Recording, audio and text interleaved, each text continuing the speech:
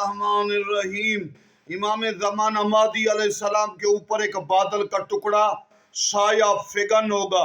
इमाम के दो नाम बयान हुए हैं, एक मीम है, मीम दाल, समझ गए आप, दूसरा खल्फ, और एक इमाम का नाम अहमद भी हमने पढ़ा है।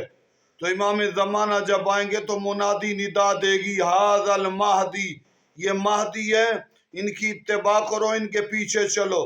जमीन भी इमाम की खिदमत करेगी, फजाएं भी इमाम की खिदमत करेगी, आफताब भी इमाम, गोया मशरिक मगरब की तमाम चीजें, कायनात की हर मखलूक उस वक़्त ताबे होगी, इमाम उनके हादी और मुर्शिद होंगे। कायनात की हर चीज का रुजू महदी की तरफ होगा। जमा में हुकूमत के बाद मशरिक मगरब में अदालत का नफाज करके अपने कदमों और अपने जिहाद की बरकत से महदी अल्लाह के दुश्मनों को बर्बाद कर देगा।